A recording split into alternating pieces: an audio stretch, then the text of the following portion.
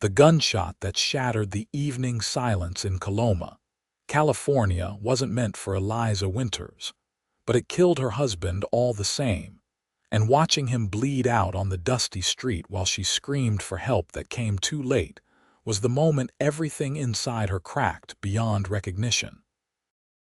It was April of 1858, and the gold rush had brought every kind of man to California, including the ones who settled disputes with bullets instead of words. Her husband Thomas had only been trying to break up a fight between two prospectors arguing over a claim, and some drunk fool's pistol had gone off. The whole thing happened so fast that Eliza barely registered what occurred until she was kneeling in the dirt, Thomas's blood soaking into her pale blue dress, his eyes going glassy as he tried to speak his final words. She couldn't even hear what he said over her own sobbing. The funeral was 3 days later, and Eliza stood at the graveside feeling like someone had hollowed her out with a spoon. She was 22 years old and suddenly alone in a rough mining town where women were scarce and vulnerable. Thomas's small general store was now hers, along with the debts he'd accumulated trying to keep it running. The preacher spoke words that meant nothing, and the handful of townspeople who attended offered condolences that slid off her like water off oiled canvas. After everyone left, she remained at the grave until sunset, staring at the wooden cross that bore her husband's name. They'd only been married 14 months. They'd come west together full of hope and dreams of prosperity. Now he was in the ground, and she was expected to simply continue existing. The next weeks passed in a blur of gray. Eliza opened the store each morning because she didn't know what else to do, served customers with a hollow smile, and closed up each evening before returning to the small room behind the shop where she and Thomas had lived. She ate when she remembered to, slept fitfully when exhaustion finally overtook her, and moved through her days like a ghost.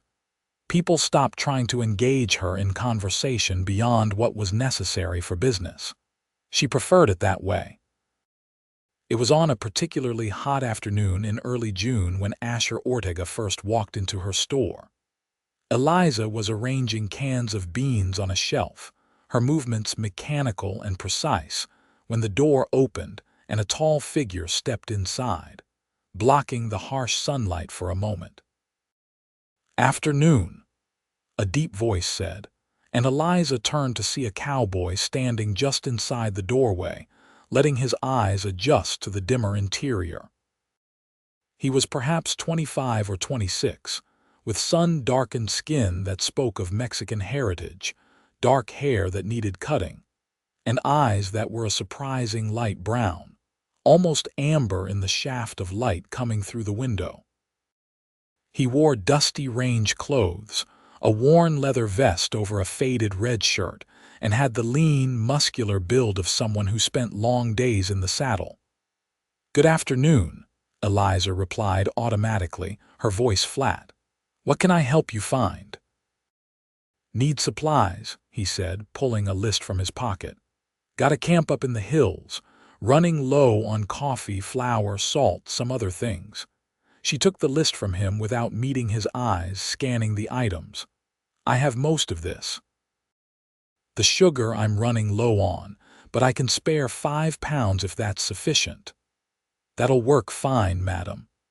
Eliza began gathering the items, aware of him watching her as she moved through the store. It made her uncomfortable, though she couldn't say why exactly. Maybe it was just that she felt his gaze actually seeing her, not just looking through her the way most people did now.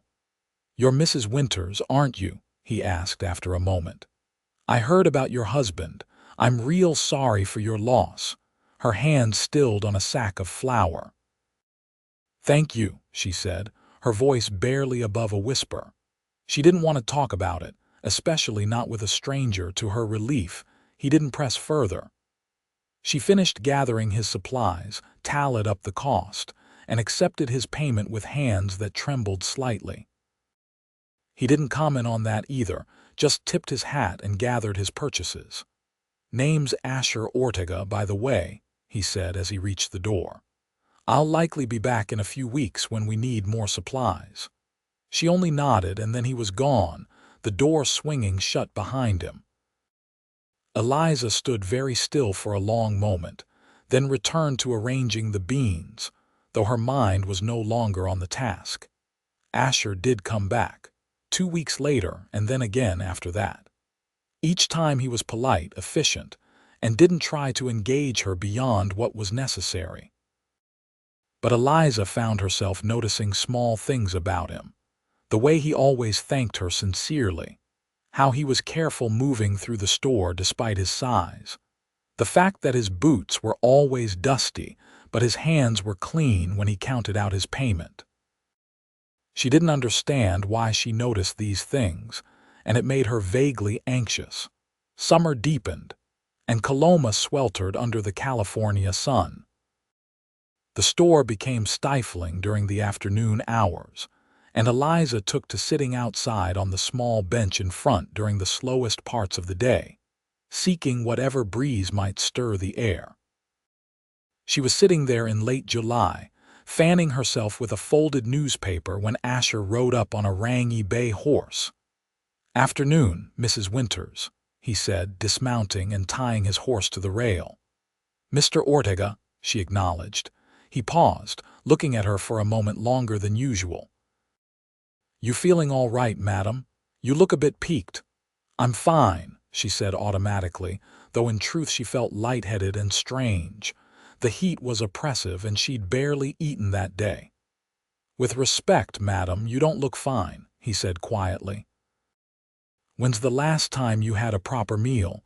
The question surprised her so much that she answered honestly. "I don't remember." His expression tightened. "That won't do. You got to take care of yourself." "I'm managing," Eliza said, defensive now. She stood up, swayed slightly, and would have fallen if Asher hadn't moved with startling speed to catch her elbow. "Steady now," he said, his hand firm but gentle. "Let's get you inside and sitting down proper." She wanted to protest, but the world was tilting oddly, so she let him guide her back into the store and to the chair behind the counter. He disappeared into the back room. She heard him moving around, and then he returned with a cup of water and a piece of bread he must have found in her kitchen. "Drink this," he said, putting the cup in her hands, "and eat the bread, slowly." Eliza sipped the water, and the coolness of it seemed to clear her head a bit. She nibbled at the bread while Asher watched, his arms crossed, his expression concerned. "You can't go on like this," he said after a few minutes. "Starving yourself won't bring him back." The words hit her like a slap, and she felt tears spring to her eyes before she could stop them. "I know that," she whispered. "I know he's not coming back. But I don't know how to be here without him. I don't know how to do any of this." Asher was quiet for a moment, then he pulled up another chair and sat down across from her. "After my mother died, my father couldn't hardly function for months," he said softly. Just sat in his chair staring at nothing. "I was 15, trying to keep our ranch running, trying to keep my little sisters fed, and watching him waste away. Finally, one day, I told him that Mama wouldn't want this, that she'd be heartbroken seeing him give up on living. That got through to him, at least a little bit." Eliza looked at him, really looked at him for the first time. "Did he recover, eventually?" "It took time, and he was never quite the same, but he came back to us. Started eating again, started working again, started being a father again." Asher's amber eyes were steady on hers. "Point is, grief is natural and right, but you still got to live. You got to eat and sleep and take care of yourself, even when it feels impossible." "I'm broken inside," she whispered, the words escaping before she could stop them. It was the first time she'd admitted it out loud, the first time she'd given voice to the terrible emptiness that had consumed her. Asher didn't look away, didn't flinch from her raw honesty. Instead, he leaned forward slightly, his expression earnest and kind. Then we'll heal together, he said simply. I know what it's like to feel broken. Lost my mother, like I said, and then my father and sisters to cholera 3 years back. Came to California to get away from all those memories, to find something new. I'm still healing too, Mrs. Winters. Maybe we can help each other. Something in his words cracked open a tiny space inside her chest, letting in the smallest sliver of light. She didn't know this man, not really, but there was something genuine in his offer, something that spoke to the lonely, hurting places inside her. I don't know how, she admitted. Neither do I, Asher said with a slight smile. But I figure we can start small. First thing, you're going to eat a real meal. I'm going to go over to the boarding house and get you some of Mrs. Chen's stew. She makes the best in town. You don't have to do that, Eliza protested weakly. I know I don't have to, I want to. He stood up, settling his hat back on his head. I'll be back in 15 minutes. You stay sitting right there and finish that water. Before she could argue further, he was gone. Eliza sat in the quiet store, the cup trembling slightly in her hands, and realized that something had just shifted. She didn't know what exactly, but for the first time since Thomas died, she felt like maybe, possibly, she might survive this after all. Asher returned as promised with a covered bowl of stew and fresh bread.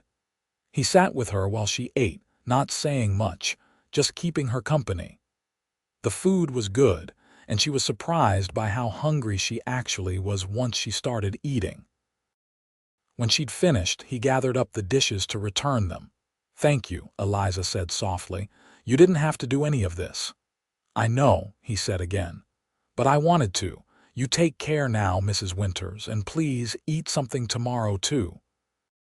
She nodded and watched him leave, feeling strangely lighter than she had in weeks.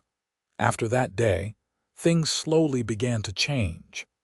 Asher started coming to town more often, usually with some excuse about needing supplies, but Eliza began to suspect he was checking on her. He'd ask if she'd eaten, remind her to drink water in the heat, sometimes bring her fresh fruit or vegetables from a farm he apparently bought from. She should have been annoyed by his interference, but instead found herself looking forward to his visits.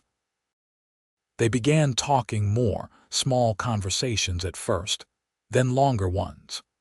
She learned that he was working as a ranch hand for a cattle operation in the hills, that he was good with horses, that he read books when he could get his hands on them. He learned that she'd grown up in Ohio, that she'd met Thomas at a church social, that she loved thunderstorms and missed the green of the Midwest.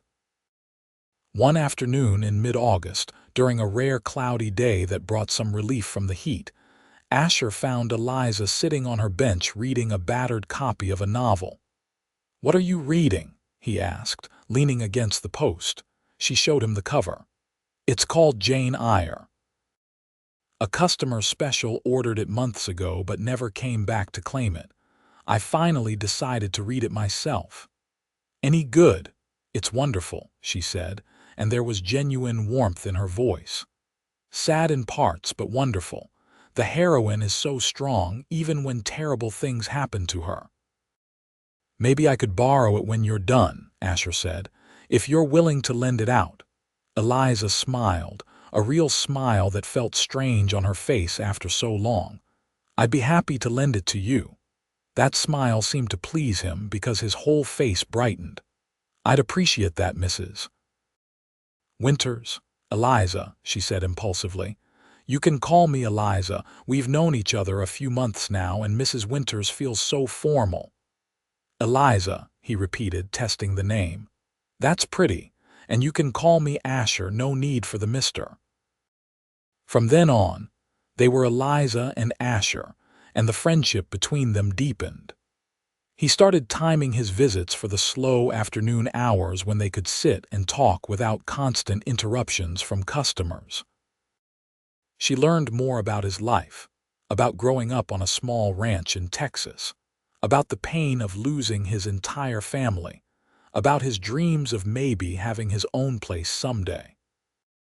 She told him about Thomas, about their marriage, about how they'd been happy but maybe not passionately in love, how they'd been partners and friends who'd thought they'd have years to grow into something deeper. Asher listened without judgment, letting her speak about her late husband without jealousy or discomfort. "It's all right to have loved him and to miss him," Asher said one day when she'd been crying while talking about Thomas. "And it's all right to eventually love someone else too, when you're ready. Those things don't cancel each other out." His words gave her permission to feel something she'd been fighting, the small stirrings of attraction she felt toward Asher, the way her heart lifted when she saw him ride into town, the comfort she found in his presence. She'd been feeling guilty about it, like she was betraying Thomas's memory. But Asher's gentle wisdom helped her see that moving forward wasn't the same as forgetting. September arrived, bringing cooler temperatures and the first hints of autumn. The leaves on the few trees in Coloma began to turn, and Eliza found herself feeling more alive than she had in months. She was eating regularly again, sleeping better, even laughing occasionally at Asher's dry humor. She'd gained back the weight she'd lost, and there was color in her cheeks again. It was a Sunday afternoon and the store was closed. Eliza was in her garden behind the building, trying to revive the vegetables that had suffered from her neglect when Asher came around the corner. "Didn't expect to find you here," she said, brushing dirt from her hands. "Thought you'd be working today. Got the day off," he said. "Thought maybe you'd like to take a walk. There's a nice spot by the river I found. Pretty this time of year." Eliza hesitated. A walk together, just the two of them, felt like crossing some invisible line. But when she looked at Asher, at his hopeful expression and kind eyes, she found herself wanting to cross that line. "I'd like that," she said. "Let me just wash up and change into a cleaner dress." They walked through town and down toward the American River, following a path that wound through scrub brush and scattered oaks. Asher kept up a steady stream of conversation, pointing out a hawk circling overhead, a jackrabbit darting through the brush, the way the light caught on the water. When they reached the spot he'd mentioned, a small clearing with a view of the river, Eliza understood why he'd wanted to show it to her. It was beautiful, peaceful, the kind of place that invited quiet contemplation. They sat on a fallen log, watching the water flow past, and Eliza felt a sense of contentment she hadn't experienced in a very long time. "Thank you for this," she said softly. "For everything, really. I don't know where I'd be if you hadn't decided to check on me that day." "I think you'd have found your way eventually," Asher said. "You're stronger than you give yourself credit for, but I'm glad I could help." She looked at him, at his profile as he gazed at the river, and felt her heart do something complicated in her chest. This man had been nothing but kind to her, patient with her grief, supportive without being pushy. He'd become her best friend without her quite realizing it was happening, and now she was beginning to understand that what she felt for him was shifting into something deeper. "Asher," she said, her voice barely audible over the sound of the water. He turned to look at her, and whatever he saw in her face made his expression grow serious. "Eliza, I think I'm starting to feel something," she said haltingly. "Something more than friendship. And I don't know if that's wrong or too soon, or if you even feel the same way, but I needed to tell you because I can't keep carrying it alone." Asher was quiet for a long moment, and Eliza's heart hammered in her chest. She just exposed herself completely, made herself vulnerable in a way that terrified her. If he rejected her now, she didn't know if she could bear it. "It's not wrong," he finally said, his voice rough with emotion. "And it's not too soon. There's no rules for how long grief is supposed to last, or when you're allowed to feel happiness again. As for whether I feel the same way." He reached over and gently took her hand in his calloused fingers warm against hers. Eliza, I've been half in love with you since that day I brought you the stew and you smiled at me for the first time. I've been trying to be patient, to be a friend first, but yes, I feel the same way. More than the same way. Relief and joy flooded through her, so intense it brought tears to her eyes. Really, really, he confirmed, squeezing her hand gently. You're an incredible woman, Eliza Winters. You're smart and kind and braver than you know. I'd be honored if you'd let me court you properly. I'd like that very much, she whispered. He smiled then, a full, genuine smile that transformed his face, and carefully, giving her every chance to pull away, he leaned in and kissed her.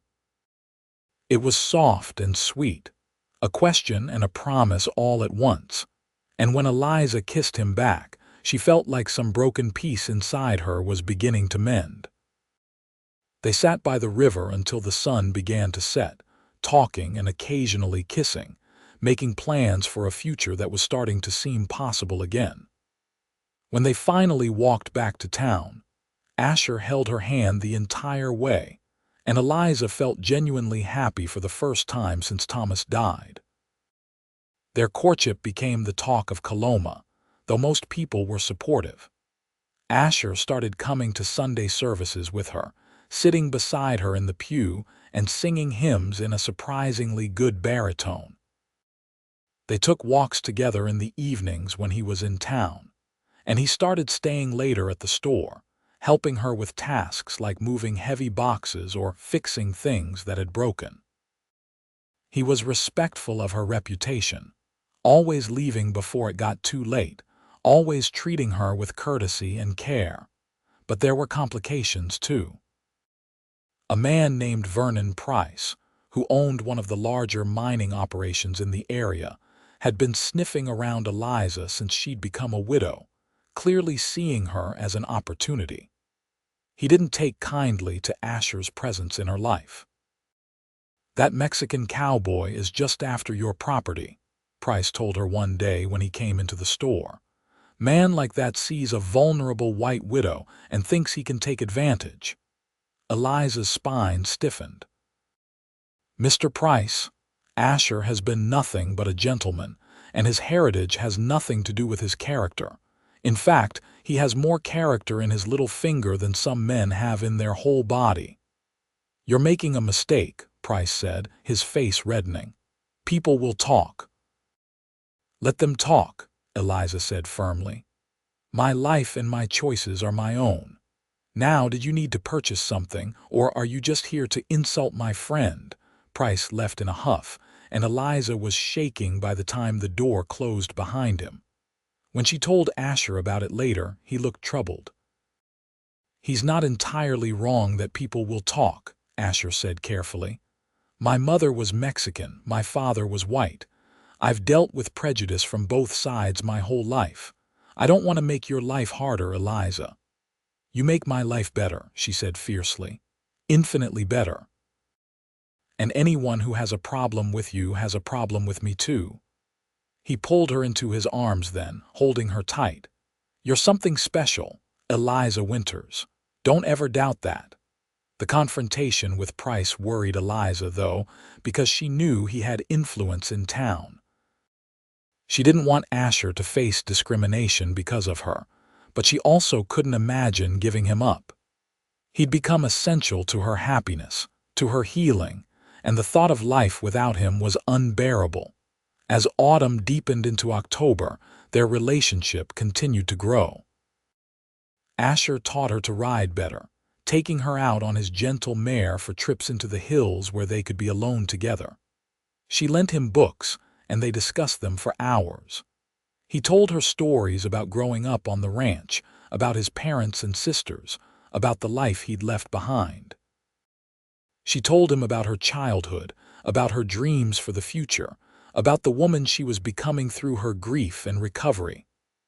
"I want to buy some land," Asher confided one evening as they sat on her bench watching the stars come out. "Build a house, have a ranch of my own. I've been saving my wages and I'm almost there, maybe another year or two." "That sounds wonderful," Eliza said, leaning against his shoulder. "I'd want you there," he said quietly. "In that house on that land, as my wife if you'll have me." Her breath caught. "Are you asking me to marry you?" "Not yet," he said. "It's too soon and I need to have something to offer you first. But I'm telling you my intentions, Eliza. I love you. I want to build a life with you. When the time is right, I'm going to ask you properly and I'm hoping you'll say yes." "I love you too," she whispered, the words feeling both terrifying and freeing. "And when you ask, my answer will be yes." They kissed under the stars, and Eliza felt like her future was finally taking shape again, different from what she'd imagined with Thomas, but no less valuable for that. Winter came to Coloma, bringing cold rains and occasional frost. The store was slower during these months as mining became more difficult and people ventured out less. Asher's work also slowed down, but he used the time to visit Eliza more often, sometimes staying for entire days to help her with inventory or repairs around the building. It was during one of these long winter days in January of 1859 that Vernon Price came back, this time with trouble in his eyes and whiskey on his breath. Eliza was alone in the store, Asher having ridden out that morning to check on a sick horse at the ranch. "Mrs. Winters," Price said, his words slightly slurred, "we need to talk." "I don't think we have anything to discuss, Mr. Price," Eliza said, keeping the counter between them. "You've been keeping company with that half-breed cowboy," Price said, his lip curling. "It's an insult to your husband's memory and a disgrace to this town." "Get out," Eliza said, her voice shaking with anger. "Get out of my store right now." "Or what?" Price moved around the counter toward her. "You'll have your Mexican lover come defend you." "I'm trying to save you from making a terrible mistake." Eliza backed away, her heart pounding, looking for something to defend herself with. But before Price could get too close, the door burst open and Asher strode in, taking in the situation instantly. "The lady asked you to leave," Asher said, his voice deadly quiet. Price turned and his face twisted into an ugly sneer. "This doesn't concern you, cowboy." "Anything involving Eliza concerns me," Asher said, moving to place himself between Price and Eliza. "Now you can leave on your own feet or I can help you out. Your choice." For a moment, Eliza thought Price might actually try to fight, but apparently even drunk, he recognized that Asher had the advantage in strength and sobriety. He backed toward the door, pointing at Eliza. "You'll regret this," he spat. "Both of you." After he left, Asher turned to Eliza, who was trembling. "Are you all right? Did he hurt you?"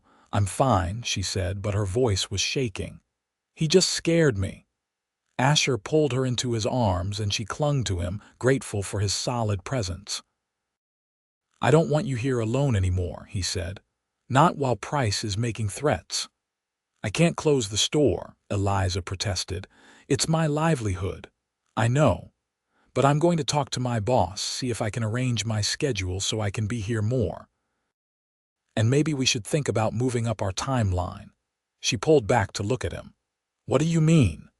"I mean maybe we shouldn't wait another year or two. Maybe we should get married sooner rather than later. I have some money saved. We could buy a small piece of land, build a modest house. It wouldn't be much at first, but it would be ours, and I could keep you safe." Eliza's heart was racing for entirely different reasons now. "Asher, are you sure?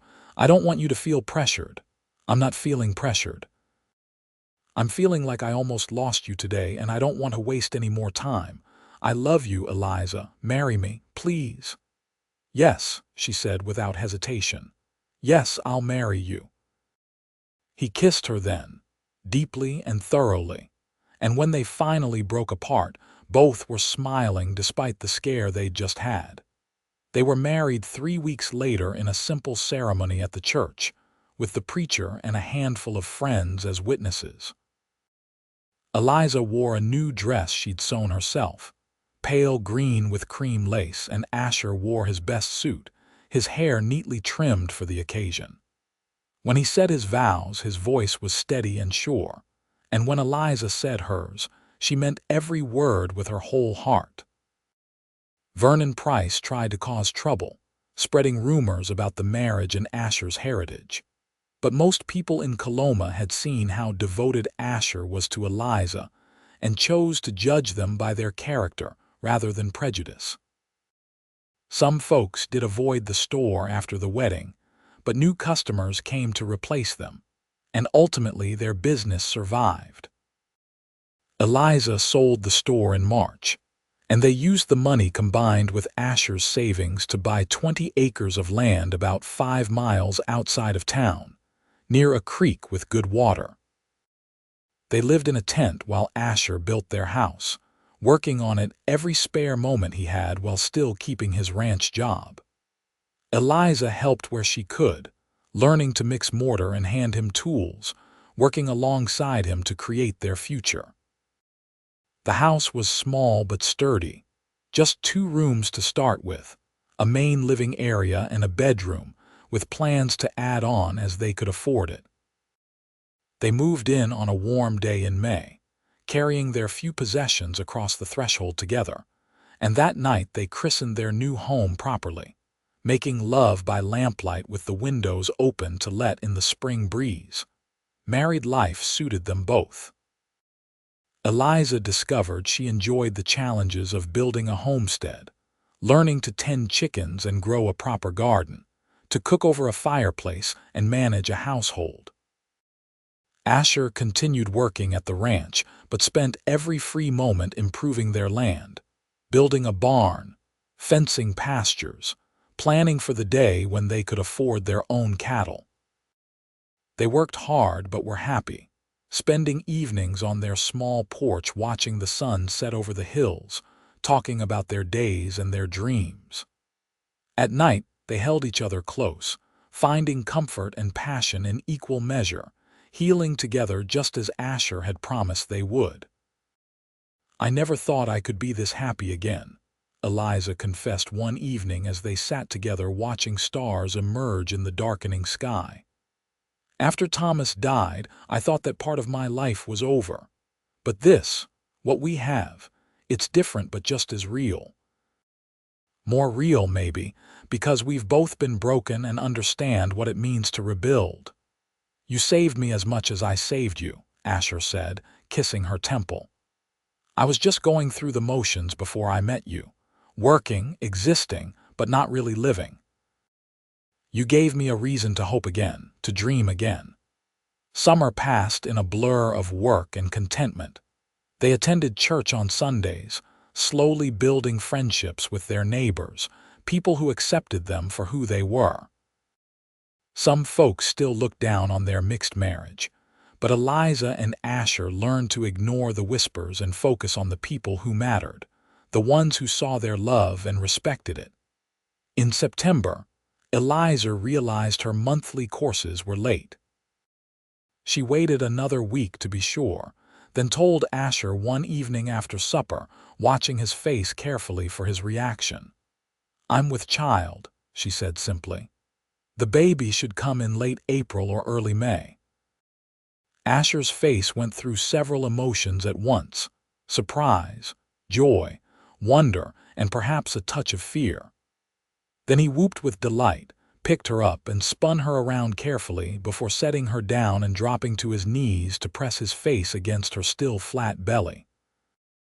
"We're going to have a baby," he said, his voice muffled against her dress.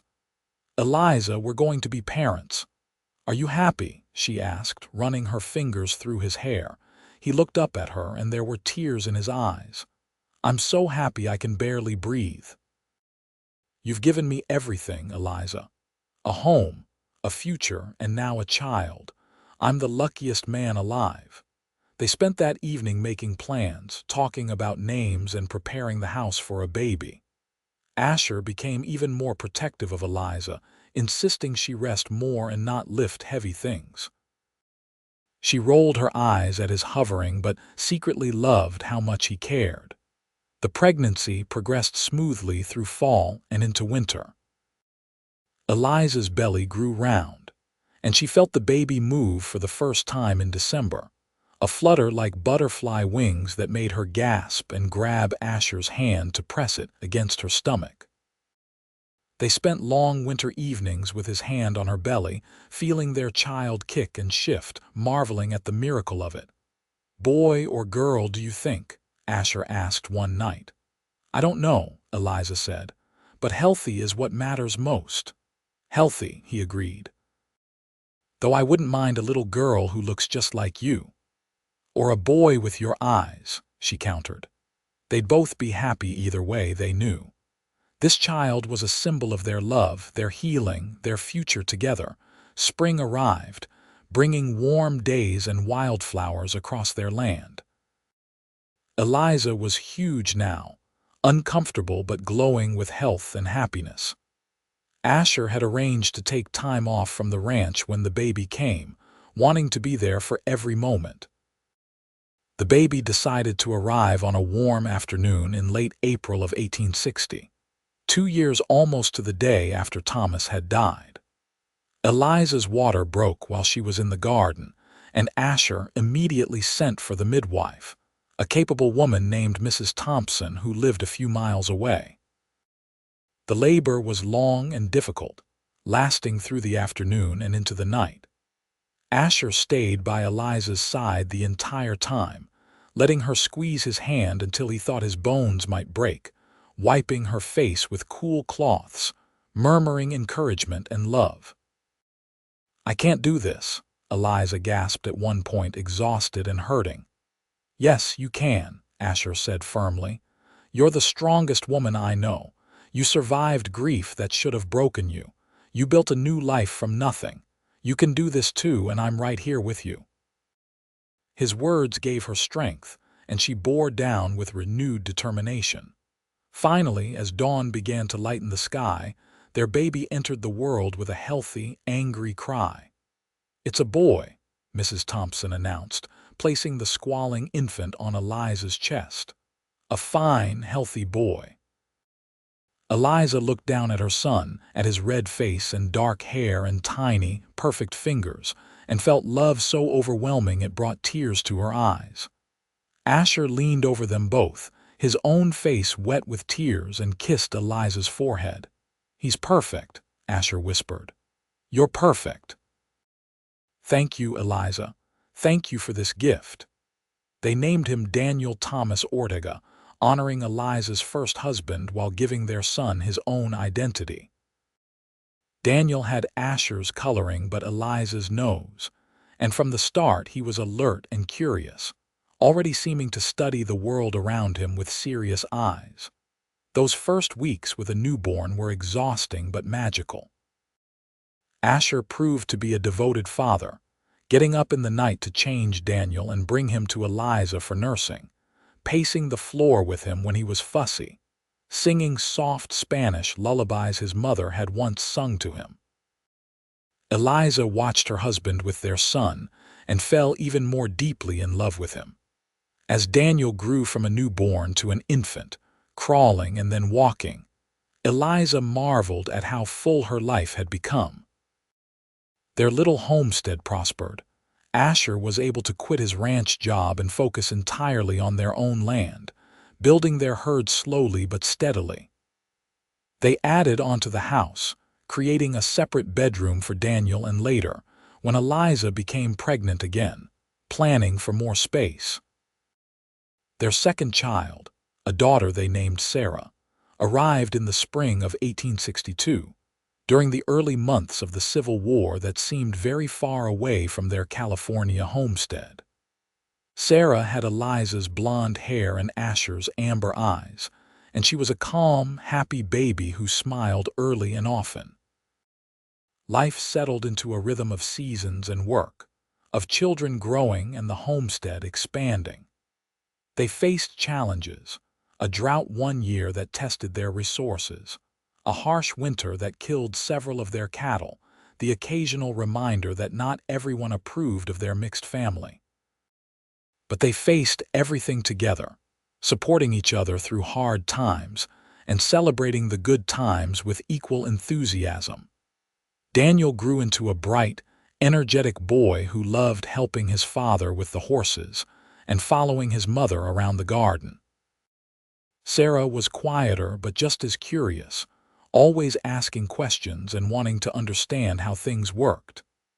Asher and Eliza raised them with love and discipline, teaching them the value of hard work, the importance of kindness, and pride in both sides of their heritage. In 1865, when Daniel was 5 and Sarah was 3, Eliza discovered she was pregnant for a third time. This pregnancy was harder than the previous two, maybe because she was older now, 29, and feeling it. But Asher was patient and helpful, taking on more of her work without complaint, and their children were old enough to help in small ways too. Their third child, another boy they named James, arrived in early 1866.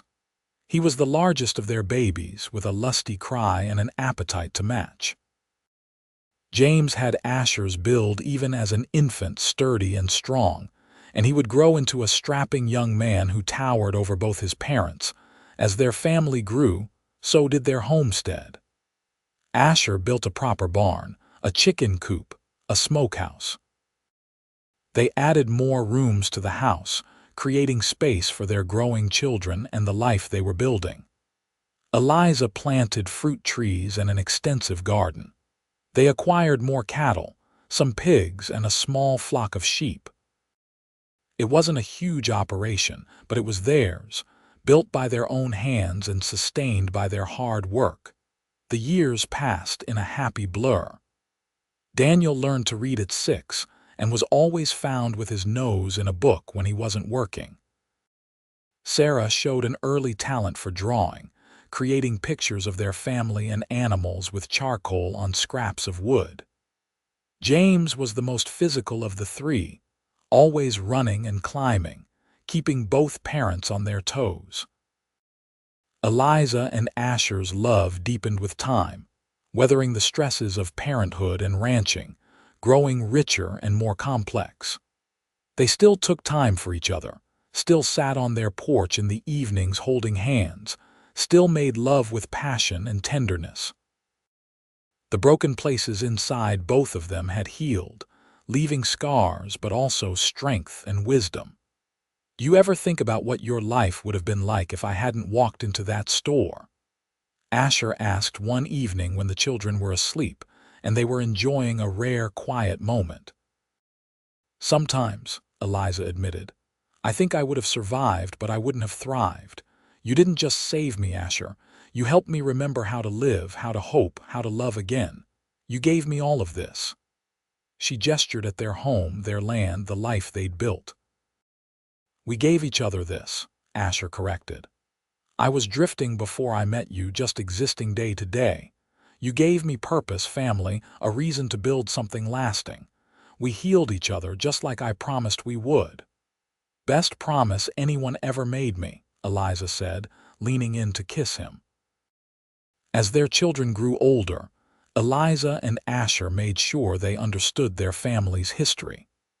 They told them about Thomas, about how he'd been a good man whose life was cut short, and how Eliza had nearly been destroyed by grief. They explained how Asher had helped her heal, and how their love had grown from friendship and mutual support.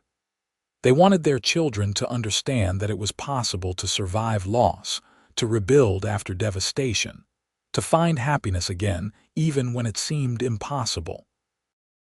They also made sure their children were proud of their mixed heritage. Asher taught them Spanish alongside English, told them stories of his Mexican mother and her family, made sure they understood the richness of that culture. Eliza taught them about her Ohio roots, about their great-grandparents and the journey west. They raised their children to respect all people regardless of race or background, to judge individuals by their character rather than prejudice. It wasn't always easy. The children faced occasional taunts from other kids about their mixed blood. Daniel got into a fight at school, once defending his father's honor against a boy who called Asher a derogatory name. Sarah came home crying when someone said she wasn't really white or really Mexican, like she didn't belong anywhere. James, even as young as he was, had to learn to hold his head high when people stared at their family in town. But Asher and Eliza weathered each storm with their children, teaching them pride and resilience, showing them by example how to live with integrity and strength. They built a community of friends who accepted them, forged relationships with neighbors who valued character over prejudice, and created a safe haven within their homestead where their children could always be themselves. Time continued its inexorable march forward. Daniel grew into a lanky teenager who loved books as much as ranching, already talking about perhaps becoming a teacher someday. Sarah's artistic talents blossomed, and she could render a likeness with stunning accuracy by the time she was 12. James, at 10, was already as big as many full-grown men, with his father's strength and his mother's kind heart.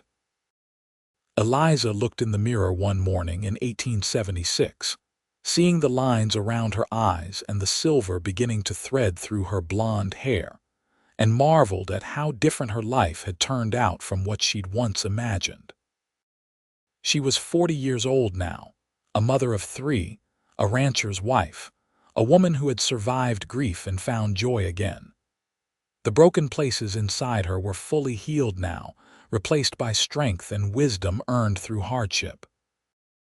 Asher came up behind her, wrapping his arms around her waist and resting his chin on her shoulder. He was 43 now, his dark hair also showing silver, his face weathered by years of outdoor work. But his amber eyes were still kind, still full of love when he looked at her. "What are you thinking about?" he asked. "Everything," she said. "How far we've come. How different my life is now compared to what I thought it would be when I was 22 and newly widowed." "Better or worse?" he asked, though his tone suggested he already knew the answer. "Better," she said firmly. "So much better. I love Thomas and I'll always carry a piece of grief for losing him. But what we've built together, Asher, this life and this family, it's beyond anything I could have imagined. You kept your promise. We healed together and we built something beautiful in the process." "We're not done yet," he said, kissing her neck. "We've got years ahead of us still. Grandchildren to spoil someday, more memories to make, more life to live." He was right. They had decades ahead of them still, watching their children grow and have families of their own, building their ranch into a prosperous operation, growing old together. Daniel would indeed become a teacher, educating children throughout the region and eventually writing textbooks. Sarah would marry a kind man and continue her art, becoming known for her paintings of California landscapes. James would take over the ranch, expanding it and building it into one of the most successful operations in the county. Eliza and Asher would become grandparents many times over, their home always full of visiting children and grandchildren, their table always laden with food and their hearts always full of love. They would face the challenges of aging together, supporting each other through aches and pains and the inevitable losses that came with growing old. But they would face it all together, just as they'd promised. On their 25th wedding anniversary in 1884, their children threw them a party, gathering all their friends and family to celebrate. As Eliza looked around at the crowd of people, at her grown children and their families, at the homestead that had grown from a tent and a dream into a thriving ranch, at Asher standing beside her with silver in his hair but love still bright in his eyes, she felt profoundly grateful for every moment of her life, even the painful ones that had led her to this point. "Thank you," she whispered to Asher as they danced together, moving slowly to the music of a fiddler one of their neighbors had brought. "For what?" he asked. "For seeing me when I was broken, for not turning away, for keeping your promise that we'd heal together." for loving me and building this life with me, for everything."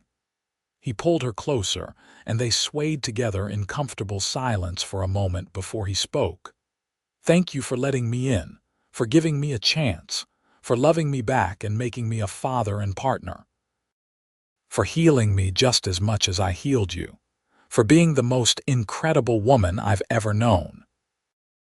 They kissed then, in front of everyone, and their children cheered and their grandchildren giggled and their friends applauded, celebrating not just their anniversary but the love story that had begun in a dusty general store in Coloma, California, when a grieving widow whispered that she was broken inside and a kind cowboy promised they'd heal together. That promise had been kept, abundantly and beautifully, creating a legacy of love that would echo through generations. Eliza's broken heart had been mended not by forgetting her past, but by embracing a future she'd never anticipated, one built on mutual support, genuine partnership, and a love that grew deeper with each passing year. As the party continued around them and the California sun began to set over the hills they'd made their home, Eliza leaned into Asher's embrace and felt complete. Life had taken her through darkness and brought her into light, through loss and into love, through brokenness and into wholeness. And through it all, Asher had been beside her, steadfast and true, proving that sometimes the best healing comes not from fixing yourself alone, but from finding someone willing to do the hard work of mending alongside you. Their story wasn't just about surviving grief or overcoming prejudice, though it included both. It was about two broken people finding each other at exactly the right moment, choosing to be vulnerable and open, and building something lasting from the fragments of their shattered dreams. It was about second chances and the resilience of the human heart, about the courage it takes to love again after loss, about the quiet heroism of building a life one day at a time. Years later, when Eliza was an old woman, her hair white as snow and her hands gnarled with arthritis, sitting on the porch of the home she and Asher had built together, she would tell their story to her great-grandchildren. She would talk about the darkest days after Thomas died, about feeling like she'd never be whole again, about the cowboy who walked into her store and somehow saw past her grief to the woman she still was inside. "He didn't try to fix me," she would explain to the wide-eyed children gathered at her feet. "He just promised we'd heal together, and then he kept that promise every single day for the rest of our lives. That's what real love is, children. Not some fairy tale where someone sweeps in and makes all your problems disappear. It's finding someone who'll stand beside you while you both do the hard work of healing and growing and building a life together." Asher, sitting beside her in his own rocking chair, weathered and worn but still strong at 88, would reach over and take her hand, their fingers intertwining with the ease of long practice. And the children would see the look that passed between their great-grandparents, a look that spoke of decades of love and partnership, of struggles overcome and joys shared, of a promise made and kept. "Best decision I ever made," Asher would add, his voice still carrying the warmth it always had when he spoke of his wife, "was walking into that store all those years ago and deciding to care about a sad woman I barely knew. Changed my whole life, gave me everything worth having." "Second best decision I ever made," Eliza would respond, as she always did in this familiar exchange, "was saying yes when you asked me to heal together. First best was saying yes when you asked me to marry you." They would smile at each other, these two old people who had loved each other for over 50 years, who had weathered every storm together and come out stronger for it. And their great-grandchildren would carry that image with them always, understanding on some level that this was what love should look like, partnership and devotion that lasted a lifetime, built on a foundation of mutual healing and respect. when Asher passed away peacefully in his sleep at the age of 90, with Eliza holding his hand and their children and grandchildren gathered around. His last words were a repetition of the promise he'd made all those years ago. "We healed together," he whispered, looking into Eliza's eyes one final time. "Just like I promised." "We did," she whispered back, tears streaming down her face but her voice steady. "And I'll love you forever for it." Eliza lived another 2 years after Asher's death, and though she grieved deeply, she never regretted a single moment of their life together. She'd learned the first time around that grief was something you carried, not something that had to destroy you. She spent those final years surrounded by family, telling stories and passing down wisdom, content in the knowledge that she'd lived a full and meaningful life. When she died peacefully in her sleep at 92, her last conscious thought was of Asher waiting for her, and of Thomas too, both men who had loved her in their own ways, both part of her story. Her children buried her beside Asher on a hill overlooking the ranch they'd built together. Under a sky as vast and blue as it had been on that day they'd first walked to the river together. On her gravestone, beneath her name and dates, her children had inscribed a simple phrase that captured the essence of her love story with Asher. She was broken, they healed together, and in healing they built a legacy of love. The ranch continued for generations, passed down through James's line, and then to his children and grandchildren. The house was expanded and modernized over the years, but the original 2 rooms that Asher had built with his own hands were always preserved, a testament to where it all began. Family reunions were held there every summer, with descendants of Eliza and Asher coming from all over California and beyond to gather at the place where their story had unfolded. And always, someone would tell the story again, keeping it alive for new generations. The story of a widow in Coloma who thought she'd never be whole again, and a cowboy who promised they'd heal together. The story of how a chance meeting in a general store became a love that lasted a lifetime and created a legacy that would endure for generations. The story of 2 broken people who found each other at exactly the right moment and built something beautiful from the fragments of their pain.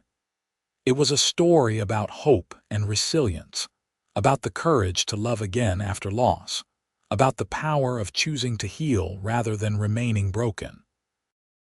It was a uniquely American story, set against the backdrop of the rough and tumble California gold rush era, involving people from different backgrounds coming together to create something new. But at its heart, it was a universal story, one that spoke to anyone who'd ever been broken and wondered if they could ever be whole again. The answer, Eliza and Asher's story proclaimed, was yes. You can heal. You can love again. You can build a new life from the ashes of the old one. It takes courage and vulnerability and the willingness to let someone else in, but it's possible. Not just possible, but worthwhile, leading to joy and fulfillment beyond what you might imagine in your darkest moments. Their legacy wasn't just the ranch or the children and grandchildren who carried their blood. It was the example they'd set, the proof they'd provided that brokenness isn't permanent, that healing is possible, that love can bloom even in the most unlikely circumstances. It was the promise Asher had made and kept, the choice Eliza had made to trust him, and the life they'd built together through hard work, mutual support, and unwavering devotion. In Coloma, California, where their story began, a small plaque was eventually placed outside the building that had once been Eliza's general store. It marked the location as historically significant, noting that it was where Eliza Winters and Asher Ortega had met in 1858, beginning a love story that would span 5 decades and create one of the region's most successful ranching dynasties. Tourists sometimes stop to rate it, moved by the simple romance of it all, not knowing the deeper story of brokenness and healing that lay beneath the surface facts. But the family knew. Generation after generation, they passed down the full story, making sure the legacy of Eliza and Asher lived on. They taught their children what their great-great-grandparents had learned through hard experience, that brokenness is part of the human experience, but it doesn't have to be the end of the story. That healing is possible, especially when you find someone willing to do the work alongside you. That love is a choice you make every day, not just once at the altar. That building a life worth living takes patience, effort, and the courage to be vulnerable with another person. The story of Eliza and Asher became a touchstone for their descendants, something to return to in times of trouble, a reminder that their ancestors had faced seemingly insurmountable obstacles and overcome them through love and determination. When marriages hit rough patches, family members would remember how Eliza and Asher had weathered storms together. When grief struck, they would remember that Eliza had survived devastating loss and found joy again. When facing prejudice or injustice, they would remember how Asher and Eliza had stood firm against those who judged them, building their life on their own terms. And so the legacy continued, rippling outward through time and generations, touching lives that Eliza and Asher would never know but had profoundly influenced nonetheless. All because a grieving widow had been brave enough to admit she was broken inside, and a compassionate cowboy had been wise enough to promise they'd heal together, then devoted his life to keeping that promise. All because two people chose love over fear, hope over despair, and building together over remaining alone. In the end, theirs was a story of transformation, of two broken individuals becoming whole through their connection to each other, then using that wholeness to create something that would outlast them both. It was a testament to the healing power of love, the importance of choosing the right partner, and the beautiful things that can grow when two people commit to facing life's challenges together. The sun continued to rise and set over the California hills where Eliza and Asher had made their home, just as it had in their lifetime. The seasons continued their eternal cycle, bringing spring flowers and summer heat, autumn harvest and winter rains. The ranch they'd built continued to thrive, evolving with the times but never forgetting its roots. And somewhere in the collective memory of their descendants, Eliza and Asher lived on, forever young and in love, forever healing together, forever proving that broken things can be mended and that love, real love, can overcome almost anything. Their story had begun with grief and brokenness, in a dusty general store in a rough mining town, but it had become something beautiful and enduring. It had started with a simple promise that they would heal together, and that promise had blossomed into a love that lasted a lifetime, created a family that would span generations, and left a legacy of hope that would inspire everyone who heard their story. And that, perhaps, was the greatest gift Eliza and Asher left behind. The knowledge that no matter how broken you might feel, healing is possible, love is possible, and a beautiful life can be built from even the most shattered beginnings, as long as you find the right person to heal alongside, and as long as you have the courage to try.